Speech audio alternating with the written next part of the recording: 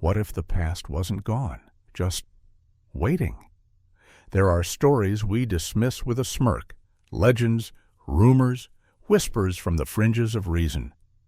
But scattered across time, there are moments too precise to ignore. A man in 1950 struck down in Times Square, his pockets filled with relics from the 1870s. A woman in a 1928 film reel speaking into something that looks uncannily like a cell phone. And then there are the records, not myths, of technologies built centuries before they were supposed to exist, devices that whisper of futures never lived, and pasts never fully erased. What if history isn't a straight line, but a web of loops, folds, and echoes? In every era, someone steps out of place. They appear in old photographs or vanish into legend. They leave behind clues, tattoos in unknown fonts, predictions no one should be able to make, knowledge that outpaces its time by generations. Who are these people? Hoaxers? Visionaries? Or have they truly touched the fabric of time? This is not a journey through conspiracy. It is a meditation on the unexplainable, a quiet walk through stories where time bends, where a man fixing a kitchen sink stumbles upon a tunnel to the future, where a Renaissance genius draws machines as if he's already seen them fly, where two women on a summer stroll in Versailles find themselves not alone, but watched by someone long dead in a time long past. Over the next 13 chapters, we will step into these anomalies, not to solve them, but to sit with their mystery. From the digital prophet of the early Internet age to a Greek artifact too complex for its century, each tale invites reflection more than resolution. We live in a world measured by clocks and calendars, but perhaps time has other rules. Rules we glimpse only when something or someone slips through the seams. What follows isn't just a list of strange accounts.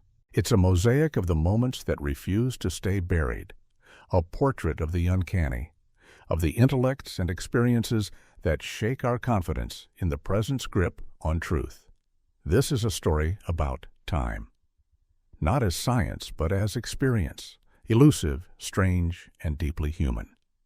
So take a breath and come with us, beyond the edge of memory, beneath the surface of history, into the quiet places where time forgets to be linear and begins to speak.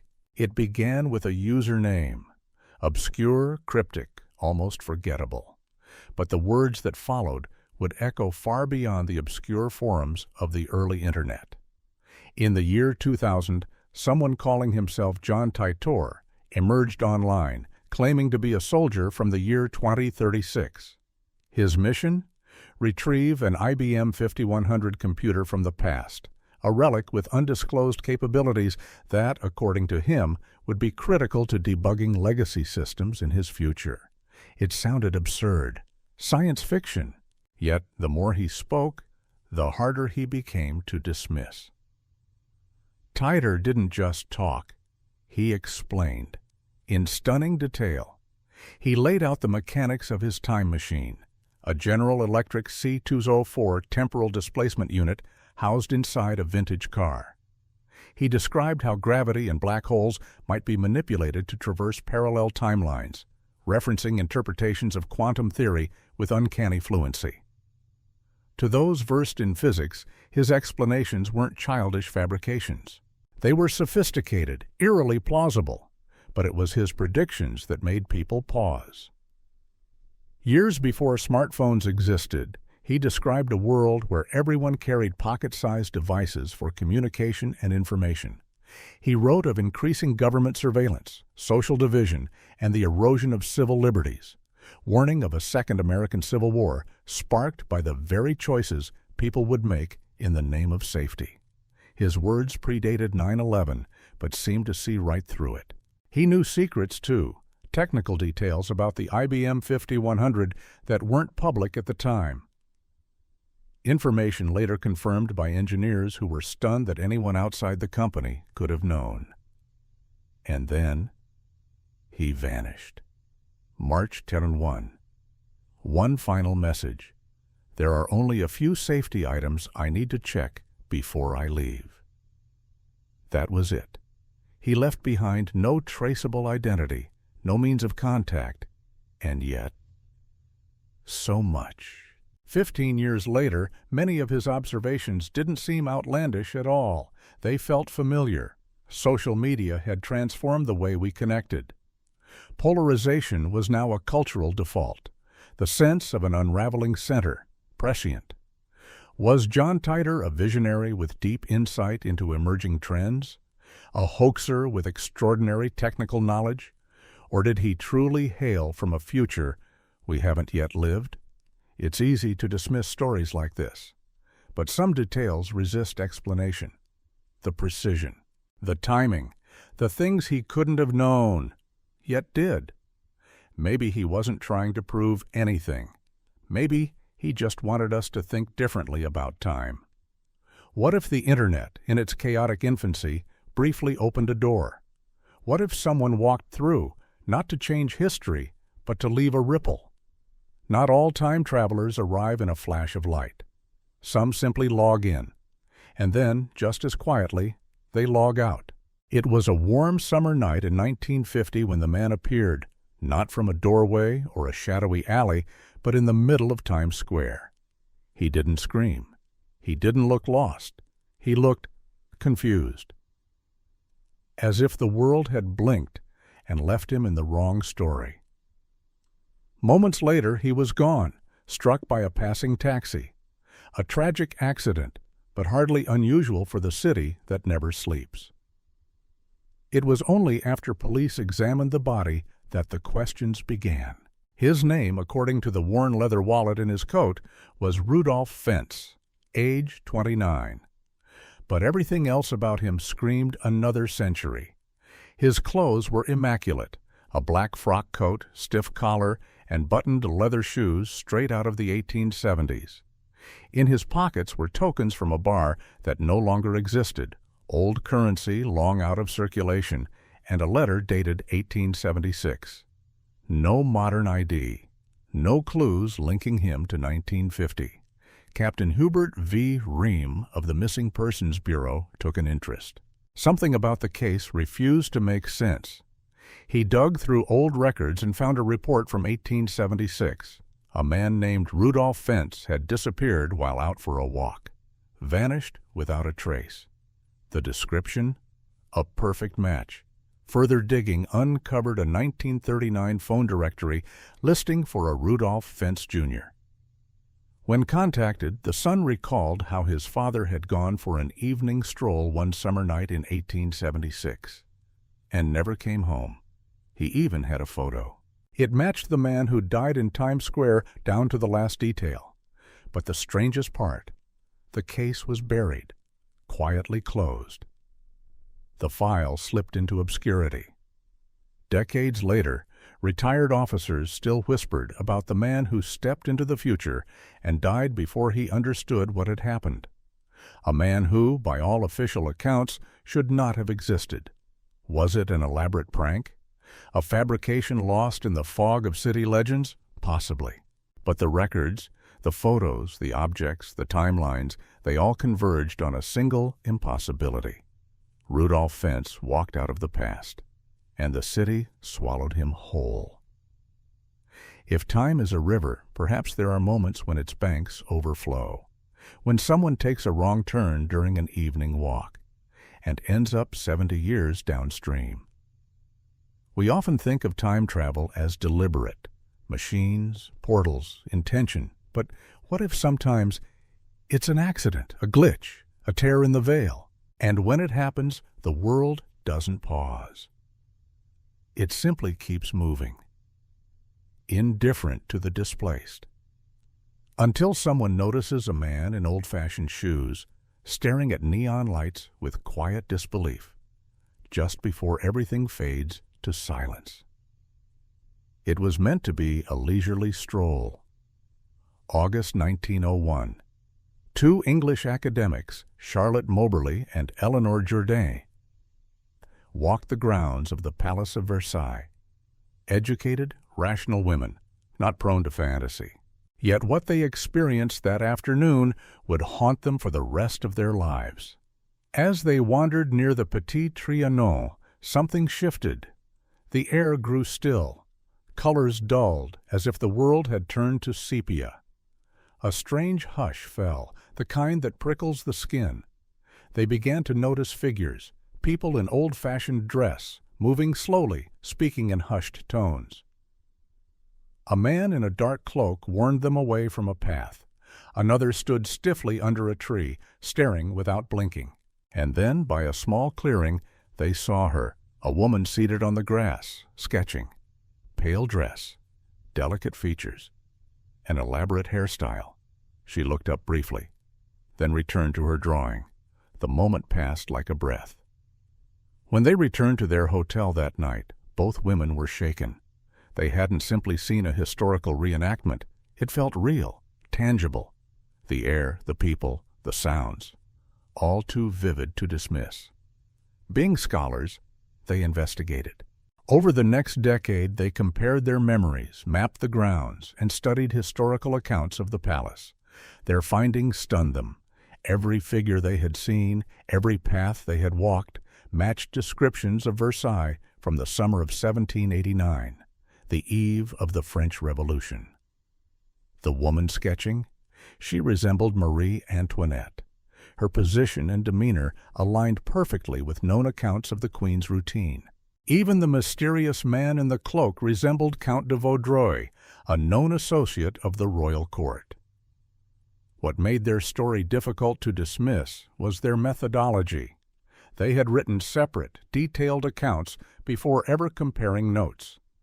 Their memories aligned not just with each other, but with obscure historical records they couldn't have accessed at the time. The French authorities eventually took interest. Architectural surveys confirmed their descriptions of garden paths and buildings that no longer existed in 1901, but had in 1789. In 1911, they published their account under the title An Adventure. It ignited public fascination and academic controversy. Critics scoffed. Believers pointed to the verifiable details. But no one could explain how two women described Versailles not as tourists, but as time walkers. Were they victims of a shared hallucination, an emotional projection, or did they somehow step through a crack in time itself, a sliver of 1789 preserved like amber in the summer air? Whatever the answer, their experience forces a question. Does time truly move forward, or do past moments continue, layered beneath the present, waiting for someone to stumble upon them? Sometimes the past doesn't feel distant. Sometimes it feels like it's still happening. Just a few steps away, behind a hedge, around a corner. And sometimes, if you're quiet enough, it lets you in. It began with a letter, handwritten, rambling, and unsettling in its specificity. In 1955, astronomer and UFO researcher Morris Jessup received a package from a man named Carl Allen, who also went by Carlos Allende. What he described inside would spark one of the most chilling stories of the 20th century, the Philadelphia experiment. Allen claimed to have witnessed a secret naval experiment in 1943 where the U.S. Navy attempted to render a warship, the USS Eldridge, invisible. According to him, they succeeded. Too well. The ship didn't just vanish from radar. It vanished from sight. And then it came back, but not quite the same. The crew, Allen claimed, had been altered. Some fused with the ship's metal. Others were disoriented, suffering seizures, madness, or worse. A few sailors, he said, became unstuck in time, appearing and disappearing, aging rapidly, or speaking of experiences out of sequence, as if their lives no longer followed a linear path. Allen said he met these men. One reportedly vanished mid-conversation in a Philadelphia bar. Another walked through a wall and never reappeared. One aged 30 years in minutes. These weren't just ghost stories. They were memories, observations. Skeptics laughed, but Jessup didn't. Because Allen's letter was filled with terminology about unified field theory, electromagnetic fields, and space-time manipulation, That would have been obscure even to trained scientists in 1943. The Navy denied everything. Records of the Eldridge's whereabouts were incomplete. Logs from the crucial weeks were missing. Survivors were silent if they could be found at all. But strange details remained. Medical records from naval hospitals showed a spike in psychological breakdowns among destroyer crews. Philadelphia newspapers briefly mentioned servicemen acting confused in public, then vanishing, all consistent with Allen's account. Was it a hoax by a troubled mind? Perhaps. But the technical accuracy, the consistency over time, and the missing documentation painted a more complex picture. Allen never sought fame. He lived quietly, his story rarely changing, even as interest in the experiment grew. Jessup, meanwhile, grew obsessed, and later died under mysterious circumstances. Some said suicide. Others weren't so sure. What if the Navy's experiment didn't fail, but succeeded in ways they couldn't control? What if they cracked open a door in time and couldn't close it? We like to believe our understanding of science is secure, that the laws of reality are unshakable. But the Philadelphia experiment whispers a different truth, that sometimes in our pursuit of progress, we touch forces we don't fully understand. And the cost isn't just physical, it's temporal, human. A ship disappeared. A man wrote a letter. And time, perhaps, was never quite the same again. The footage is silent, grainy, black and white. It shows the 1928 Hollywood premiere of Charlie Chaplin's The Circus. Crowds mill about outside the Chinese theater, men in suits and fedoras, women in flapper dresses, all perfectly of their time, except for one. She moves through the background, unnoticed. Dark coat, strange gait, one hand pressed to her ear.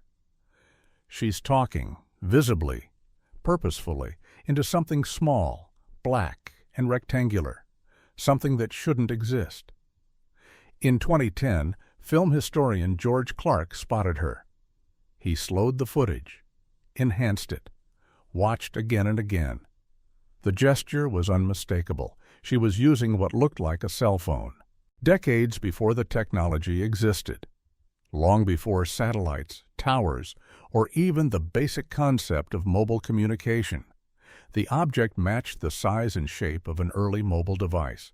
Her posture was casual, practiced, the way we speak into phones every day. Not just an anachronism, but a behavior that didn't exist in the 1920s. No one around her reacts, as if they can't see her, or as if she isn't entirely there. Experts analyzed the film. No edits, no overlays. It was authentic 1928 footage. The woman is real, and so is what she's holding. Her clothes, too, invite questions. They seem correct at first glance, but closer inspection reveals inconsistencies. Modern stitching, subtly futuristic tailoring, a hairstyle that feels just slightly off. And she's not alone. In the same reel, several people show signs of something strange. Clothing with machine-sewn seams not possible for the time. Walking patterns and gestures out of sync with 1920s social conventions. Posture, eye contact, even how they interact with space, all subtly wrong. None are recognized. None appear in studio records or guest lists. They are, quite literally, strangers to history. Theories flooded in.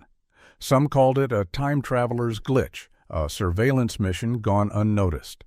Others argued optical illusion or eccentric behavior, but no one could explain why the device matched future technology so precisely, or why her body language was so modern, so familiar. Is it possible to visit the past unnoticed, visible only through the lens of a camera? If time travel is real, perhaps it's not all machines and spectacle. Perhaps it's quiet, cautious. Someone walking through a crowd with a purpose only they understand, leaving nothing behind but a sliver of film and 1,000 unanswered questions. She didn't look at the camera. She didn't wave. She simply passed through. Like a ghost from the future, caught in the margins of history. What else have we recorded unknowingly? How many fragments of the past hold pieces of a future we haven't reached yet? And if we saw her, did she see us? It started with a water leak. August 2006. Håkan Nordqvist, a Swedish man in his mid-30s, crawled under his kitchen sink to fix a pipe.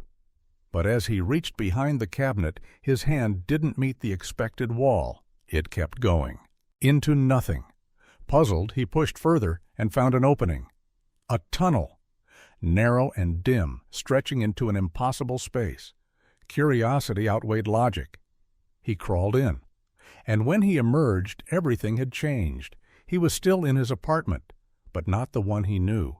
The furniture was sleeker. The appliances responded to voice and gesture. Screens floated, lights adjusted on their own.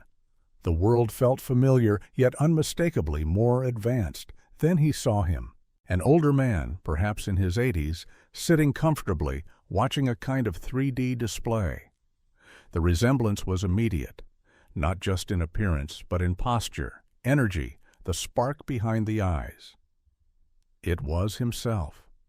The older Håkan greeted him warmly, even casually, as if he had been expecting this moment.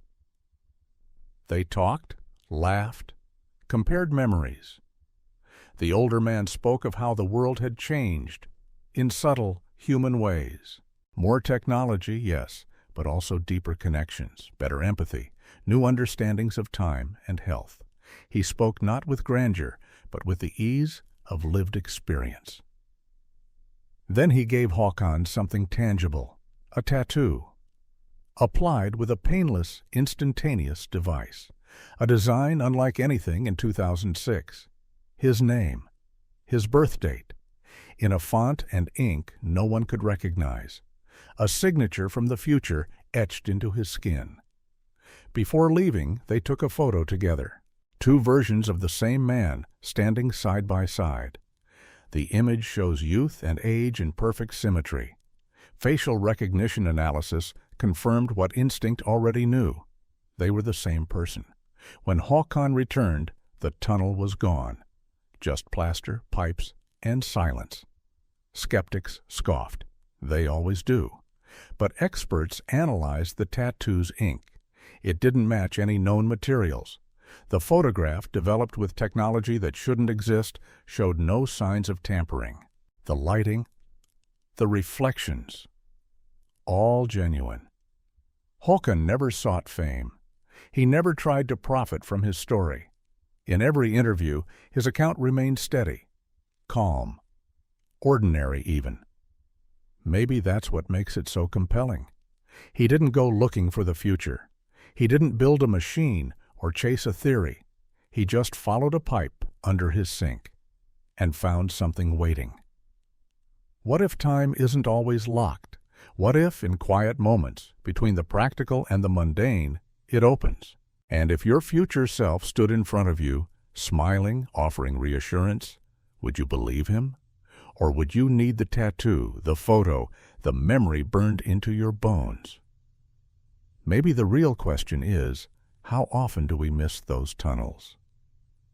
And how many futures go unseen simply because we don't look past the wall? The sea gave it up slowly, one bronze fragment at a time. In 1901, sponge divers off the coast of the Greek island Antikythera discovered the remains of an ancient shipwreck. Amid the statues and pottery, they found something stranger. A mass of corroded gears fused together, barely recognizable beneath centuries of decay. For decades, it sat in a museum drawer, unremarkable, until X-ray scans revealed what lay beneath the rust: a machine. Complex, precise, impossible. The Antikythera mechanism. Dated to around 100 BCE, it would become the most sophisticated piece of technology known from the ancient world. A device of interlocking gears that could predict lunar phases, solar eclipses, and even the dates of the Olympic Games. A mechanical model of the heavens. It wasn't just clever, it was advanced. The gears showed knowledge of differential gearing, a concept thought to have been invented in the 16th century. It tracked planetary movements with a level of accuracy requiring knowledge of elliptical orbits, nodal cycles, and precession, centuries before Kepler, Newton, or Copernicus. More astonishingly, the device appeared to be the work of a single mind. One engineer lost to history who somehow understood mathematics and mechanics at a level the rest of the world wouldn't rediscover for over 1,000 years. How? No other device like it exists from the ancient world. No workshop, no writings, no second attempt. It's as if a pocket of the Renaissance bloomed in the Aegean, then vanished overnight. Modern engineers who've studied it are baffled. Some have called it the world's first analog computer. Others hesitate to even categorize it. It doesn't fit into the expected timeline of human invention. And yet it exists, a quiet rebellion against the narrative of progress. What kind of civilization builds a machine like this, then forgets how? Was it a solitary genius born too soon, a fragment of knowledge from another time, or something even stranger? A visitor, perhaps, carrying ideas meant for another age? Today, the mechanism sits in the National Archaeological Museum in Athens. Scientists still study its secrets. Each gear turn reveals new insights, not just into astronomy, but into the very shape of history. Because history, it seems, is not a straight line. Sometimes it spikes, flickers, loops back on itself. And sometimes the future leaves fingerprints in the past. The Antikythera mechanism is one such print, silent, unassuming, yet impossibly wise. A voice from a forgotten mind reminding us the ancients may not have been behind us. They may have simply walked another path, one we lost, and perhaps one we'll rediscover when the tide turns once again. Leonardo da Vinci. The name alone conjures images of soaring machines, impossible inventions, and pages filled with mirror script. He is remembered as the quintessential Renaissance man, painter and anatomist, engineer, dreamer. But what if he was more than that? His notebooks, now preserved in museums and private collections, are filled with designs that defy time. Flying machines with curved wings that echo modern helicopters. Submarines and tanks that predate their invention by centuries. Engines, bearings, gears. Not just conceptual sketches, but engineering diagrams with shockingly accurate mathematics. His knowledge of anatomy was surgical in precision, revealing details of the heart's chambers and the brain's folds that modern medicine wouldn't confirm until centuries later. His astronomical notes mention the Earth's rotation, the phases of Venus, even the moons of Jupiter, decades before telescopes would reveal them. He seemed to understand things no one around him could have known. Strangest of all is the way his ideas appear, not gradually but fully formed. No drafts, no trial and error, no iterative thinking, as if he were remembering, not inventing. Handwriting analysis of some sections shows subtle differences, a shift in speed, in angle, almost as though someone else had taken over the pen, or as if Leonardo was copying something he saw rather than creating from thought alone. Historians attribute it to his brilliance, but brilliance alone doesn't explain how he designed machines that wouldn't exist for 400 years, or how he described systems and forces no one else had even imagined.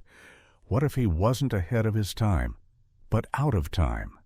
Was he touched by a glimpse of the future, a mind out of sync with his century? Or did he somehow gain access to knowledge beyond his era, from dreams, visions, or something far more mysterious? His drawings are not prototypes. They are blueprints, as if he had seen the finished machines, disassembled them in his mind, and then laid them out for others to someday rediscover. In one sketch, a flying machine is labeled not with grand claims, but with quiet certainty. If this device is made, it will fly. And he was right. Today, engineers still marvel at his designs. They build models. They test the aerodynamics. They find them functional, Not fanciful, not flawed. We think of history as progress, a slow climb. But what if now and then a step is taken far ahead? A spark leaps forward, and if that spark lands in the right mind, it burns. Leonardo left behind thousands of pages. Most were ignored in his lifetime. Many are still being translated. Maybe, just maybe, he wasn't imagining what could be. Maybe he was documenting what already was. In some other time, some other place. A future that visited him in dreams. Or one he never truly left. Bold Street, Liverpool. At first glance, it's just a typical British shopping street. Chain stores, cafes, traffic lights, the hum of ordinary life. But for decades, something extraordinary has been happening there, something the locals call time slips.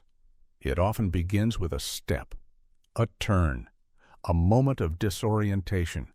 And then, the world changes. Shops vanish. The pavement feels different underfoot. The air takes on a thickness, a stillness. And suddenly, the street isn't in the present anymore. It's the 1960s. Or the 1970s.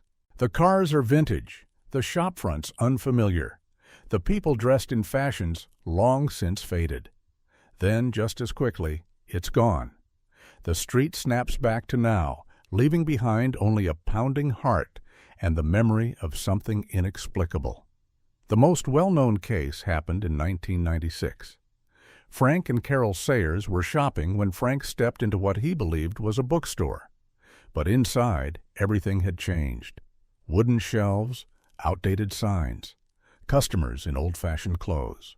Confused, he tried to buy a book, but his money was refused. He stepped outside and the street had returned to the modern world. The store he entered? It hadn't existed in decades.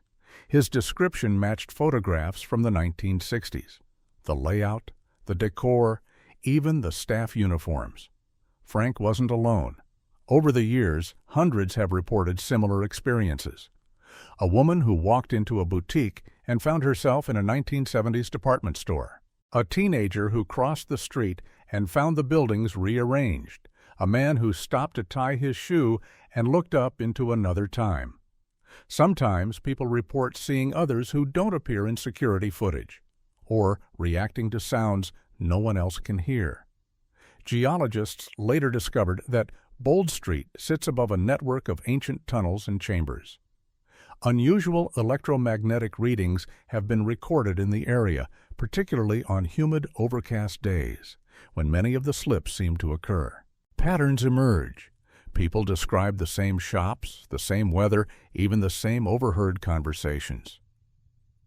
It's not just personal hallucination, it's shared experience, like walking through a crack in the film of time and entering a looping scene from the past. Skeptics point to false memories or urban legend, but the consistency of detail, the historical accuracy, and the sheer number of independent witnesses make these slips harder to dismiss. What if time doesn't always pass us by? What if, in places like Bold Street, it gathers, folds over itself, and occasionally lets something through? Not every time traveler needs a machine. Some just need to be standing in the right place at the wrong moment. A step to the left, a blink too long, and suddenly you're not just remembering history. You're living it. If you find yourself in Bold Street one day and the world feels off, take a breath. Look around. Listen. You might not be where or when you think you are. He lay still, eyes closed, breath slow. For decades, Edgar Cayce was known as the sleeping prophet, a man who, in a trance-like state, could diagnose illnesses, describe past lives, and most mysteriously, predict the future. Between 1901 and 1944, he gave over 14,000 documented readings. Many were personal and medical. But others spoke of things no one could verify, not yet. technologies, scientific breakthroughs, and global events that would unfold long after his death. In 1935, he described people communicating globally through small handheld devices. He spoke of instant access to knowledge, entertainment, and commerce. The Internet, smartphones. Decades before they were even imagined, he warned of climate shifts, rising oceans, and new diseases. He predicted the discovery of oil in specific regions years before the first wells were drilled. He described DNA as the blueprint of life, at a time when the double helix was still unknown. And he talked of space.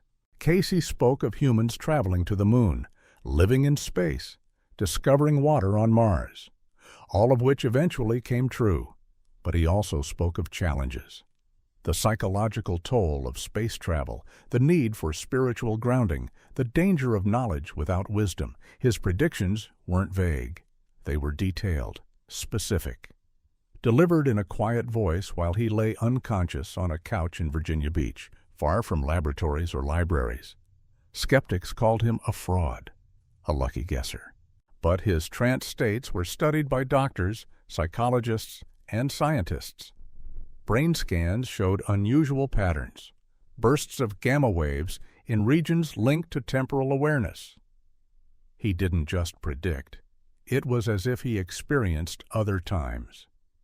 Sometimes he described ancient civilizations with startling accuracy, lost cities, forgotten languages.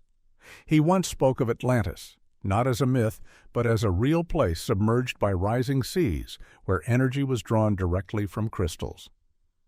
Science fiction, perhaps, but sonar imaging has since revealed mysterious underwater structures near Bimini that match his accounts. More unsettling were his visions of what lies ahead. Case foresaw shifts not just in technology or geography, but in consciousness itself.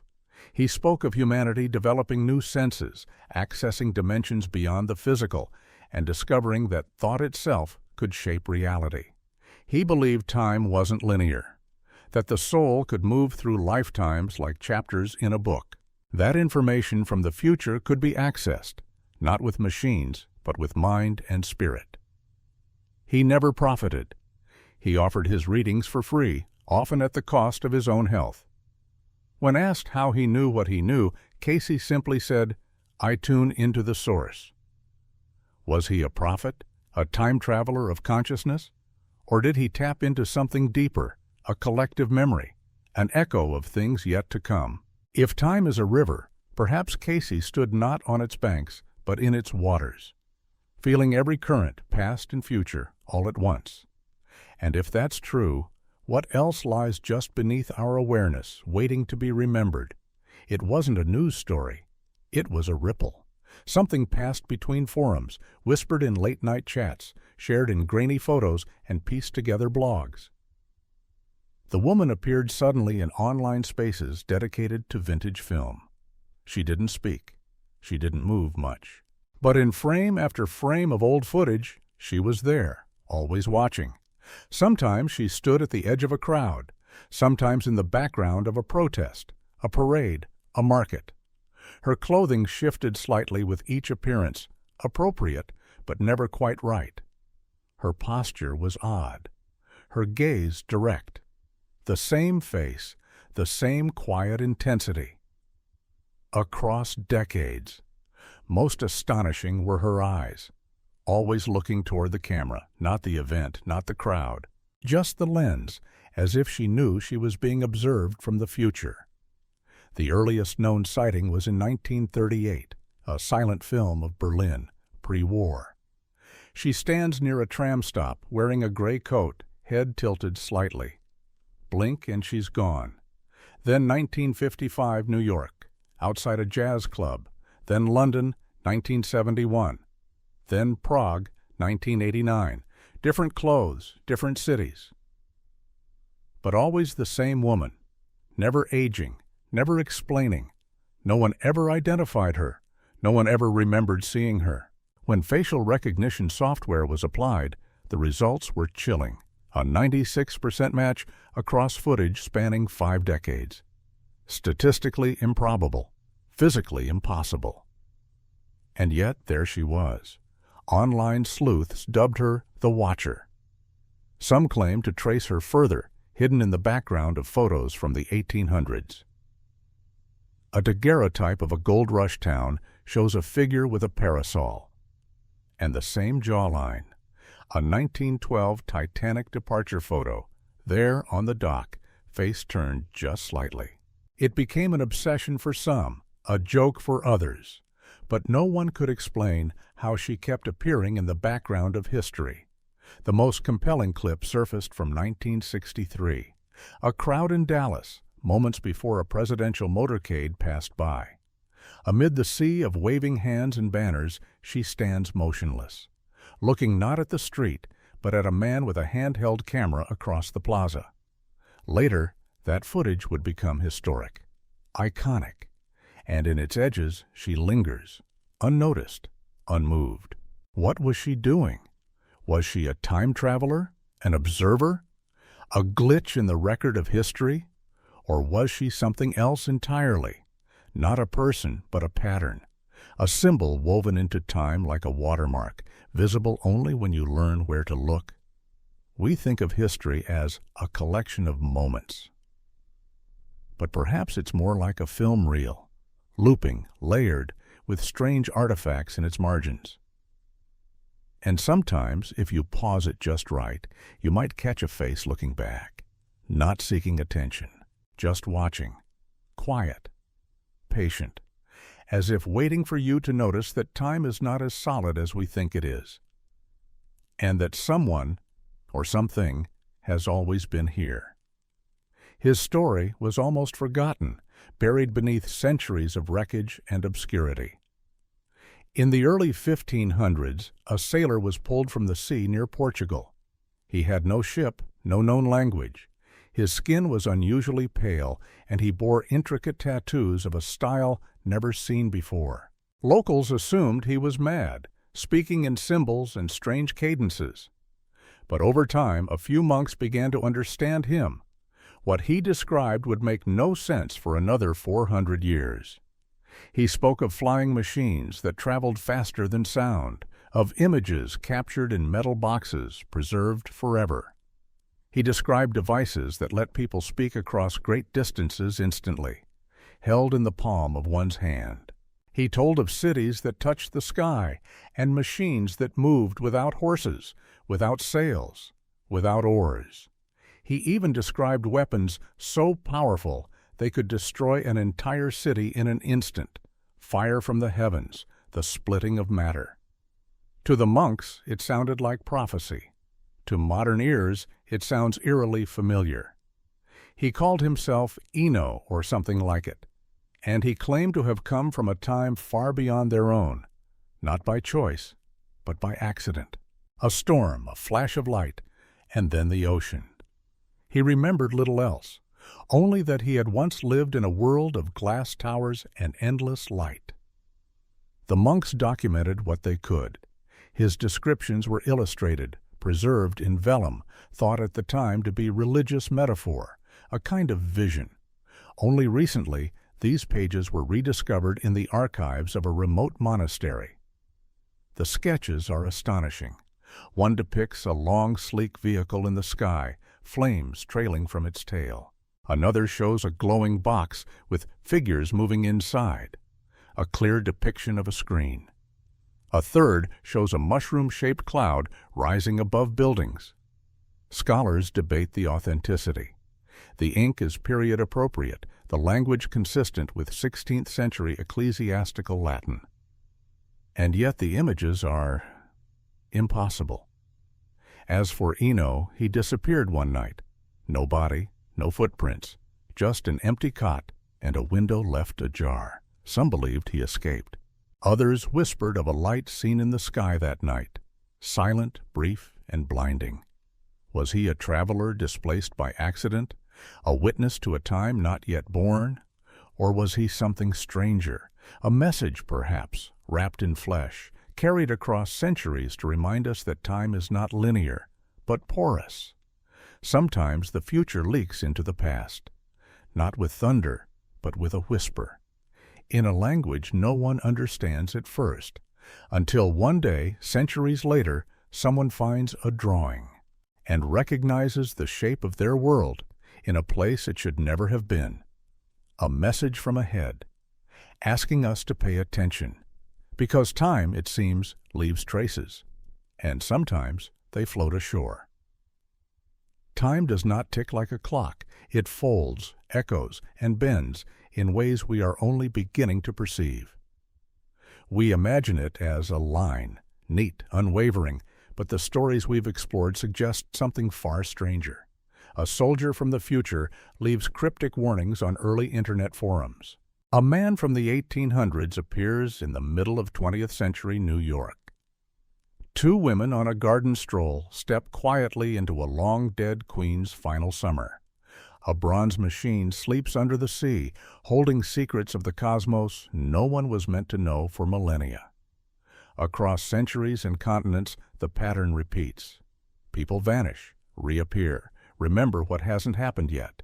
They draw machines that won't exist for generations. They carry knowledge that defies education. They show us that time isn't a straight road, but a labyrinth. And always there is something left behind. A photograph, a tattoo, a fragment of metal, a glint of impossible knowing. Skeptics ask for proof. The rational mind demands order. But maybe the point is not to prove, but to wonder, to hold space for mystery. Because these stories, strange as they are, don't just speak to time. They speak to us, to our longing to understand, to preserve, to reach beyond the veil of now. They remind us that curiosity is timeless, that the human spirit has always yearned to move beyond limits, of place, of body, of time. What if we've already done it? What if these anomalies are not errors, but evidence? Not all travelers wear suits and goggles. Some slip quietly through doorways in Versailles, crawl behind kitchen sinks, or stare calmly into a camera in 1928. They don't come to change the past, only to pass through it, to leave a trace, a ripple, a clue. And perhaps, somewhere in the depths of your own memory, you felt it too. That flicker of déjà vu, the sense of standing somewhere familiar in a place you've never been. A dream that felt like more than a dream. What if time is not the prison we think it is? What if we are not bound by its chains, but merely by our understanding? There may be cracks in the walls of the world, places where time frays, where memory, vision, and history overlap. And through those cracks, someone, maybe even you, might step, if only for a moment. So next time you feel it, that strange tug in your chest, the uncanny hush of a place that seems too still, don't run. Listen, because time may be speaking, and it just might be your turn to answer.